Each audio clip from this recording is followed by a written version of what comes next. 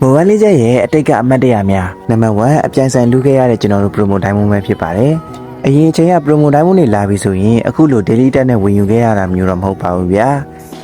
အဲ့တော့ဆိုရင် promo diamond တွေရဖို့အတွက်နှုတ်ဝမ်းရအောင်တယောက်နဲ့တယောက်အပြိုင်ဆိုင်အောင်လူခဲ့ရပါတယ်။တခါတလေဆိုရင်အမှတ်တမှတ်တဲ့နဲ့ကိုတက်ကွက်တာပြီးတော့ပေါ့နော်နှုတ်ဝမ်းရသွားတဲ့အခါမျိုးကြီးမှဆိုလဲကျွန်တော်တို့ဒေါသတွေတော်တော်ထွက်ခဲ့ကြပါတယ်။ဒါပေမဲ့အများနဲ့အဲ့လိုဖြစ်မနေဖို့အတွက်ကျွန်တော်တို့မှအကြံတစ်ခုရသွားခဲ့ပါတယ်။အဲ့ကိအကတော့ဟာ VPN နဲ့အရန်ကိုခစ်စားခဲ့ပါတယ်။ကျွန်တော်တို့ဘလို့အကြည့်ရောက်သွားလဲဆိုရင် VPN နေခံပြီးကြရင်ကျွန်တော်တို့ဟီးရိုးတွေရွေးတဲ့အခါမှာဆိုရင်အင်တာနက်ကိုခဏပိတ်ချလိုက်ပါတယ်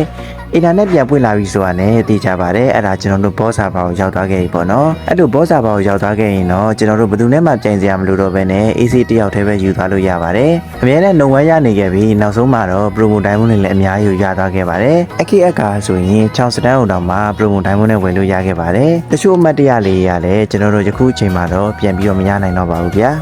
နံပါတ်1 Christmas မတ်ဟုတ်ပါတယ် Halloween မတ်ပြီးသွားရင်ပိုပြီးလွမ်းစရာကောင်းတာကတော့ Christmas မတ်လေးပဲဖြစ်ပါတယ်အမှန်တိုင်းပြောရရင် Christmas မတ်က Halloween မတ်တက်ကိုပို့ပြီးတော့ကျွန်တော်တို့လမ်းဆေးစရာကောင်းပါတယ်ဘာလို့လဲဆိုတော့သူက mobile လေးချက်စဆော့ကလေးကပေါ်ခဲ့တာမို့လို့ပေါ့နော်အရင်ကဆိုရင် Christmas ပွဲတော်တွေလာပြီဆိုရင်ဒီမတ်လေးကကျွန်တော်တို့ Christmas ပွဲတော်တွေနဲ့အတူ Christmas event တွေနဲ့အတူရောက်လာတတ်ပါတယ်စိတ်မကောင်းတာနဲ့ပဲ Christmas မတ်တွေကတော့2021နောက်ပိုင်းမှာတော့ average လောက်လာပြီးချင်းတော့မရှိတော့ဘူးပေါ့နော်အတင်စမ်းတွေဖြစ်ခဲ့တာမှန်ပေမဲ့ Christmas လိုပွဲတော်ကြီးရဲ့အငွေတက်တစ်ခုဖြစ်တဲ့ Christmas မတ်ကြီးကိုကျွန်တော်တို့ mobile ချက်တွေကထုတ်ပလိုက်တာတော့တကယ်ကိုစိတ်မကောင်းစရာပါပဲဒါပေမဲ့တချို့အရာလေးတွေကကျွန်တော်တို့ player တွေမသိတဲ့အချက်ကလေးလည်းပါမှာပါအဲ့ဒါကတော့ကျွန်တော်တို့မသိတဲ့ပြဿနာလေးပေါ့နော်ဥပမာ mobile ချက်ကတရုတ်ကထုတ်တာဖြစ်တဲ့အတွက်တခြားနိုင်ငံတွေနဲ့ပါတနာမဖြစ်တဲ့အခါမျိုးတွေမှာဆိုရင်ပြဿနာတွေတက်ပြီးတော့ပေါ့နော်သူတို့ရဲ့အငွေတက်သူတို့ရဲ့ပွဲတော်တွေကိုမလုပ်ပေးရမျိုးလည်းဖြစ်နိုင်ပါတယ်